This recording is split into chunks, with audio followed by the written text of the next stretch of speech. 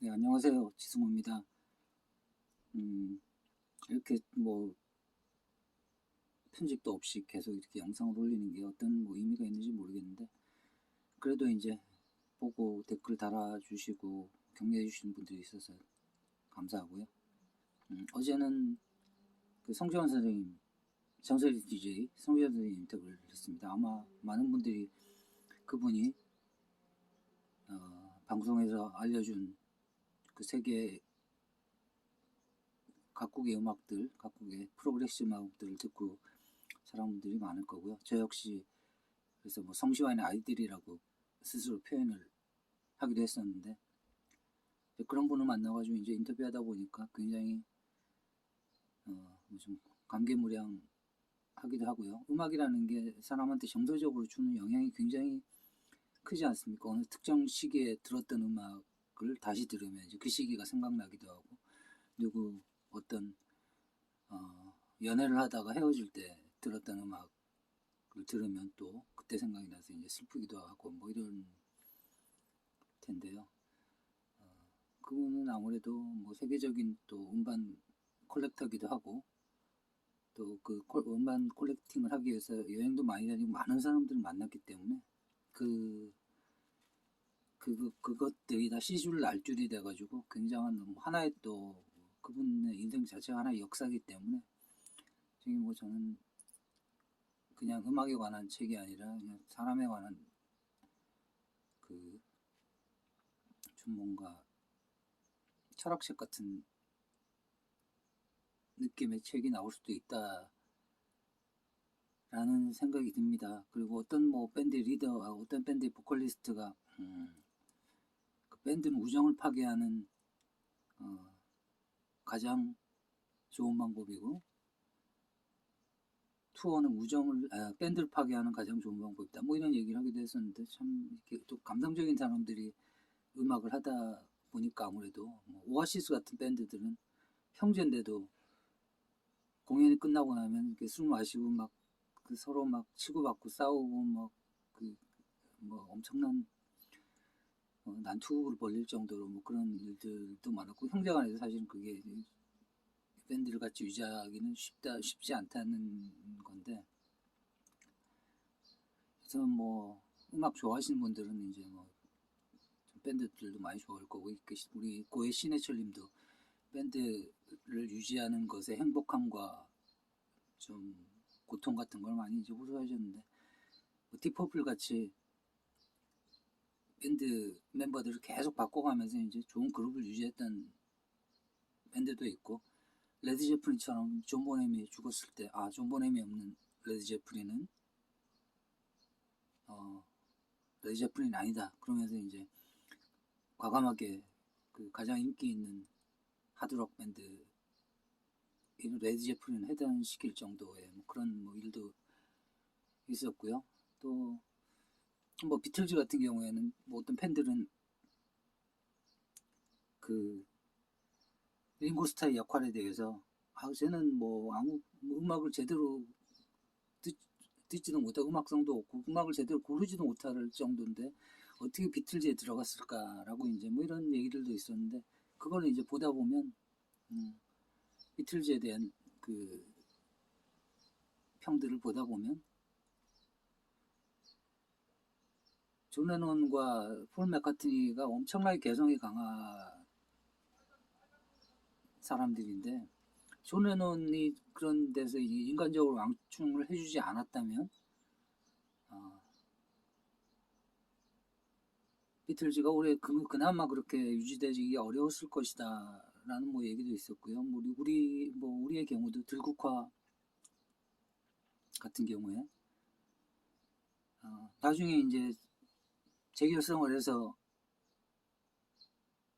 같이 활동을 하고 이제 새 앨범을 아마 준비 중이었던 걸로 알고 있는데, 그때 이제 드러머 주창권님이 돌아가셨는데, 그 주창권님이 돌아가신 장례식장에 그 전인권님하고 최성원님이 오셔가지고 서로 아무 말도 밴드에 대해서 아무 말도 얘기를 안 하고 이제 각자 헤어지고, 그 다음에 들국화 뭐 그렇게 무산된 걸로 알고 있고, 들국화 이제 새 앨범이, 그러니까 그 정도로 이제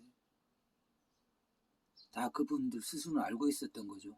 그 주창권이라는 사람이 밴드의 어떤 인간적인 그 끈이었던 뭐 그래서 음악 얘기를 하다 보면 그런 얘기들까지 포함해서 굉장히 좀 뭐 사람 사는 얘기들 이런 얘기들이 굉장히 많이 나올 것 같아서 제 스스로도 기대되는 책이고요. 그래서 이분은 워낙 이제 세계 뭐 이탈리아 프로그레시브 락 음악들은 뭐 뉴트로스트라든지 PFM, 오잔나 뭐 꿰라비께 로칸다 뭐 이런 그룹들을 소개하고 뭐 스페인의 라떼 에밀라도 이태리 그룹이죠. 뭐 스페인의 로스카나니우스나 뭐 독일, 프랑스의 프로그레시브 그룹도 많이 소개하신 분이라 그래서 뭐 그런 분들에 대해서 더 높이 평가하지 않을까라고 생각했는데 이분은 핑크 플로이드를 또 DJ 하실 때 23일 연속으로 핑크 플로이드 음악을 소개한 정도로 이제 또 핑크 플로이드를 좋아하고 높이 평가하시는 분이시거든요. 그래서 혹시 그 빌보드 앨범 차트에서 가장 오래 그 노미네이트 됐던 닥사이드 오브 더 문을 최고의 음반으로 꼽지 않을까. 그 프로그레시브 역사에서 가장 영향을 많이 끼치면 어쨌든 뭐 호불호를 떠나서 그 영향이라는 거 일정하게 또 대중적인 인기도 포함되고 어떤 다른 음악가들한테 준 영향력 뭐 이런 것까지 다 포함되는 걸 테니까요. 그래서 혹시 닥사이드 오브 더 문을 최고의 음반으로 치시냐라고 여쭤봤을 때 성시환 선생님은 저는 킹 크림슨의 In the Cut of the Crimson King을 가장 높이 평가한다라고 말씀하시더라고요. 그러면서 이제 로버트 플립뿐만 아니라 로버트 플립도 대단하지만 거기서 피터 신필드의 역할은 정말 대단했다. 뭐 이렇게 또 말씀을 하셔서 또 그룹 간에 이렇게 서로 의견을 조정하고 갈등이 생기고 뭐 그 과정을 통해서도 계속 뭔가를 해내고 이런 것들이 또 뭐 인간사 같기도 해서요. 그래서 저는 굉장히 또 지금 흥미롭게 듣고 흥미로운 책을 낼 수 있지 않을까라고 생각을 하면서 지금 작업을 하고 있습니다. 그러면서 이제 그 작업 와중에 그런 얘기들이 있으면 조금씩 이제 전해 드리고도 싶고요. 그리고 뭐 만약에 뭐 이렇게 좀 이런 방식의 유튜브 방송에 대해서 조금은 이거 뭐 아쉽다, 못마땅하다 이렇게 생각하시는 분들은 좀 의견 주시고요. 좀 더 좋은 방식으로 아무래도 뭐 보시는 분들도 의미가 있고 즐거워야 될 텐데 근데 뭐 아무래도 그때 서민 교수님이 말씀하셨던 것처럼 뭐 당신 혼자 하지 말고 누군가랑 같이 해라. 근데 확실히 혼자 뭔가 얘기한다는 건 제가 좀 약간 혼자 있을 때 특히 더 우울하기도 하고 뭐 이런 것 때문에 방송 자체가 무거워지는 부분도 있어서 또 방송 몇 개를 보셨던 분도 아시겠지만 또 누군가와 대화를 하면 또 굉장히 또 뭐 약간의 뭐 팬들이 아니 뭐 사람들이 좋아하지 않는 방식의 뭐 아재 개그나 가재 개그를 뭐 쓰는 부분도 있지만 또 그걸 또 좋아하시는 분들도 있고 대화를 좀 하는 게 그래도 혼자 하는 것보다는 조금 더 흥미롭지 않을까라고 생각해서 좀 이제 다양한 컨텐츠를 하려고 합니다. 그래서 제가 또 구상하고 있는 거는 제가 단골로 가는 이제 술집들이나 요즘 술 못 마시니까 자주 가지 못하지만 이제 독특한 가게들이 있는데 그 가게들이 20년 넘게 하고 뭐 이런 과정에서 있었던 뭐 에피소드들도 굉장히 재밌는 에피소드들이 많은 것 같고요. 그래서 이제 거기 이제 주인 분들을 인터뷰해서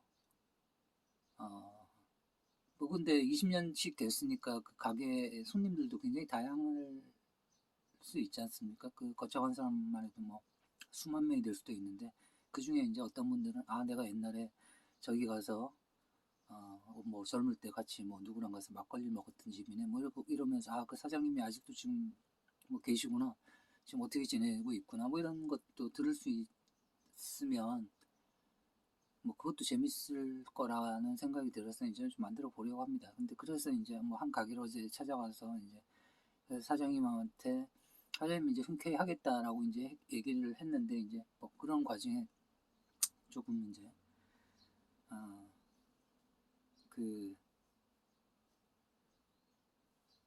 아무래도 이제 근데 거기 또 이제 지인들이 또 많이 좀 모이기도 하고 했었는데, 그 지인분들은 아무래도 좀 민주당을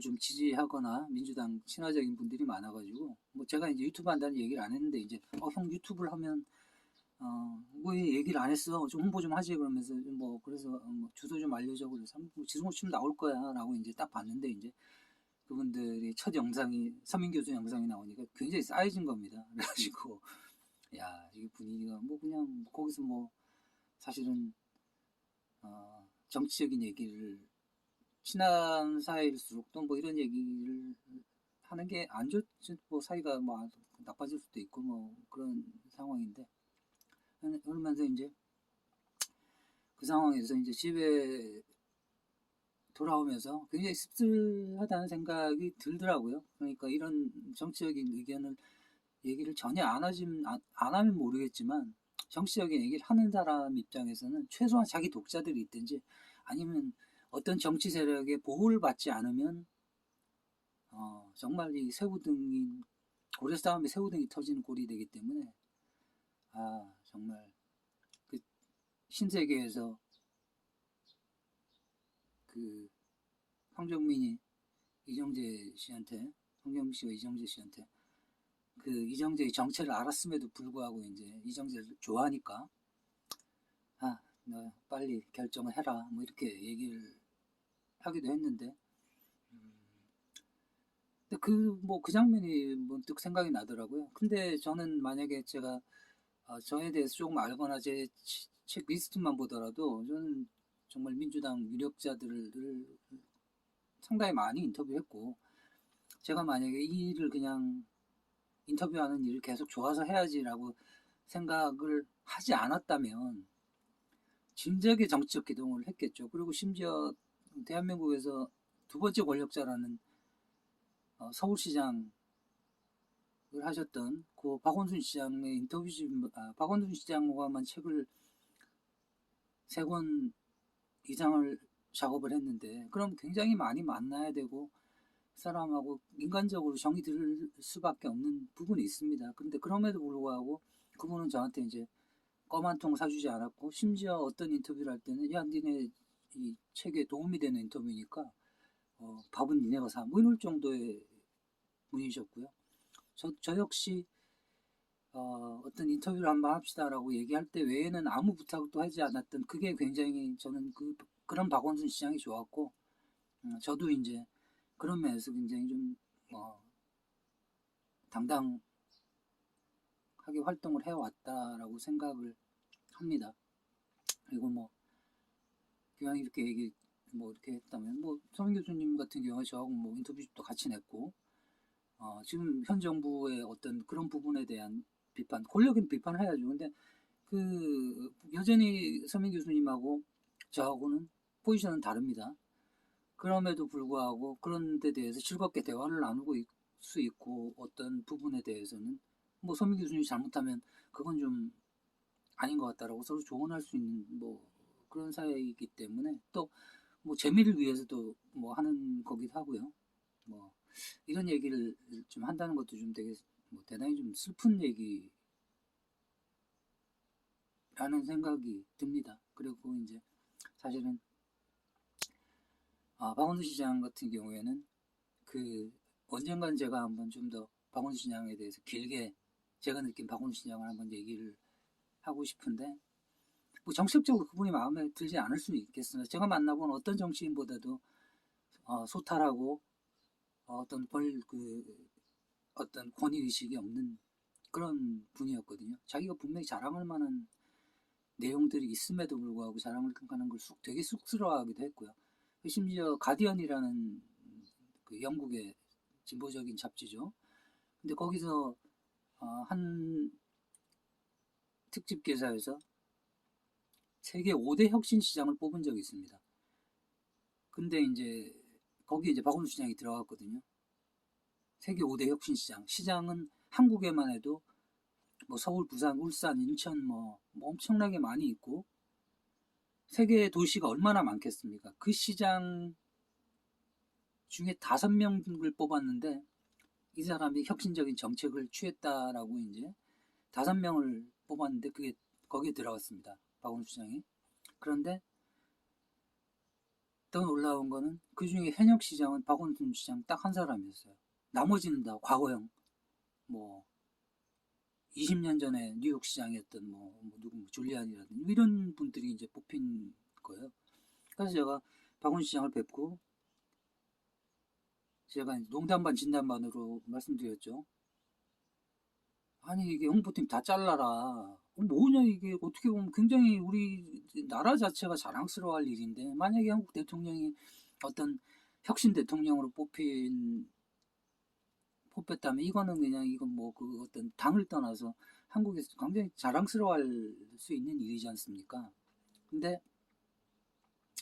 이거는 에이 뭐 그걸 가지고요 뭐 이렇게 말씀하시더니 제가 자꾸 이제 그냥 농담처럼 마크 자랑하실 건 좀 자랑하시라 그랬더니 어디 가서 이제 어디서 연설하시는데 이제 들어보니까 그거를 그냥 말씀하시면서도 그 특유의 그 어눌함으로 그 자랑스러워 아유 되게 이제 부끄러워하시면서 고개를 푹 숙이고 아 사실 여러분 사실 제가 이거 뭐 자랑할 만한 일은 아닌데 제가 혁신시장으로 뽑히기도 했습니다. 뭐 그러고 계시더라고요. 그러니까 사람들이 뭐 정치인들이야 뭐 조금만 자기 업적도 과장하는 사람들인데 뭐 저렇게 쭈뼛쭈뼛 얘기하니 뭐 별거 아니겠지라고 뭐 이렇게 생각을 하셨던 것 같아요. 근데 이제 저는 이제 좀 그런 분이라 정이 많이 갔고 지금 보면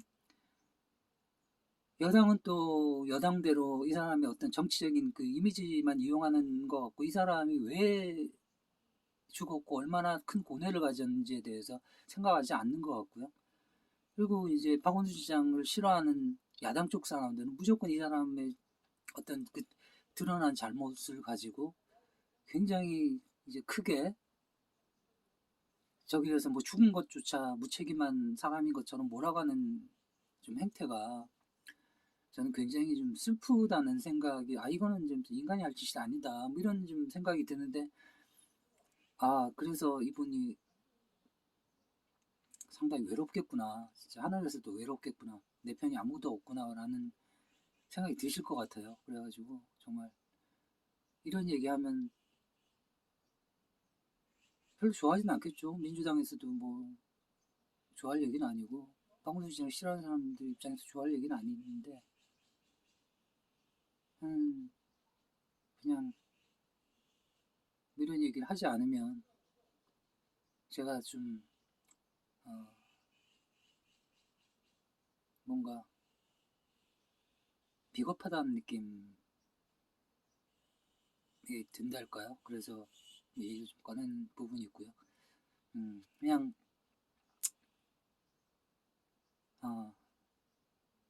제가 이거 뭐 요즘 굉장히 뭐 아신 분들 아시겠지만 그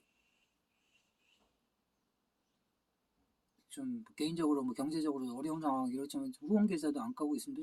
아직까지 이 유튜브 자체가 부끄럽기도 하고 뭐 좀 손을 내밀기엔 좀 부끄럽기도 하고 이러는 상황이기도 하고요. 그렇지만 분명히 말씀드릴 수 있는 거는 저는 20년 넘게 기록을 위해서 활동을 했던 것처럼 앞으로도 어떤 뭐 정치적인 이득을 얻으려고 코인을 팔거나 아니면 어떤 정치 세력에 기웃거리거나 그런 식으로 이득을 얻지는 않을 겁니다. 지금까지 20년 동안 저를 지켜보셨던 분들은 아실 거고요. 앞으로도 할 거면 진작에 했죠. 지금까지 그 개고생을 하면서 60권 가까운 책을 만들면서도 60권 가까운 인터뷰집을 내면서도 이렇게 경제적으로 힘들고 제 지휘자들도 만들지 못한 상황에서 나중에 저는 롤모델이 그냥 이것도 허세죠. 어떻게 보면 롤모델은 나는 사마천이다. 죽고 나서 사람들은 내 기록을 보고 그 기록을 평가해 줄 것이다 라고 이제 얘기를 해왔는데 지금 와가지고 무슨 정치적 기동을 하고 그래서 얻을 게 뭐가 있겠습니까? 잃을 게 더 훨씬 많겠죠. 근데 지금 이 권력은 비판을 받고 그 비판에 대해서 응답을 하지 않는 한 좋은 정치를 할 수 없다라고 저는 믿습니다. 그리고 이런 이지경이 된 사람들의 이 민심을 이렇게 자기들 지지하는 코어층의 지지는 여전히 받고 그래서 행복해할지 모르겠지만 중도층과 많은 사람들이 등을 돌려가는 과정에서 자기들이 뭘 잘못하는지 모르고 있다면 그 비판을 통해서라도 이분들을 물론 이제 제가 이제 노무현 대통령 때부터 지켜봤지만 비판을 들어먹을 사람들은 아니죠. 그렇지만 그래도 계속 비판하고 그래도 정 못 고친다면 선거를 통해서 바꾸고 또 서로 덜 욕먹기 위한 경쟁이라도 해서 그런 과정에서 조금 더 나아진 정치를 하지 않을까. 어떻게 보면 우리가 한국 사회가 그 많은 분들이 또 지적하시지만 그 당대 대통령 하나하나는 다 욕먹고 뭐 대부분 감옥을 가고 뭐 이랬지만 대한민국은 발전해 왔지 않습니까? 그런 식으로 그게 이제 어떤 특정 세력이 잘했다기보다는 우리 전체가 고생하고 그리고 뭐 특정 정치인들도 그걸 망치지 않을 정도의 역할을 했기 때문에 우리가 한 걸음 나왔겠죠. 그렇기 때문에 이번에 뭐 송지현 선생님 인터뷰를 하면서도 그런 생각이 들더라고요. 송지현 선생님 같은 경우에 그 1981년도에 이제 제1회 DJ 컨테스트에 합격을 하셔가지고 그 합격을 하셔서 이제 DJ 생활을 이제 시작하시게 됐는데 그게 만들어진 이유가 이제 그 그때 당시에 이제 전두환 전 대통령이 워낙 이제 국민들의 피를 보면서 집권한 사람이라 굉장한 컴플렉스가 있었을 거고 그러다 보니까 이 사람이 굉장히 여러 가지 문화적으로 유화 정책을 썼던 거 뭐 그런 과정에서 뭐 조용필이나 뭐 이주일 뭐 이런 분들 같은 대중들한테 사랑을 받는 슈퍼스타들이 나오기도 했고 프로야구 프로축구 그때 많이 반대를 했죠. 우리가 무슨 그래서 이게 3S 정책이다 뭐 이렇게 얘기를 하면서 이제 반대를 했는데 어떻게 보면 지금 그 뿌리가 거기서 시작된 어떤 그 뭐라 할까 그런 에너지들이 축적이 돼서 유현진도 나오고 손흥민도 나오고 지금 또 BTS가 나오지 않았을까라는 좀 생각도 들고 물론 그렇다고 해서 그걸 고마워 저는 일대 시대 때 만약에 일본 사람들이 우리를 위해서 철도를 깔지는 않았을 거기 때문에 우리 위해서 철도를 깔지는 않았을 거기 때문에 그거를 야 철도 깔아줘서 고맙다라고 얘기할 필요는 없지만 그 시절에 아무 일도 없었다라고 얘기를 하는 것도 좀 저는 과학적인 태도 같지는 않아서요. 그래서 이제 좀 더 그런 식으로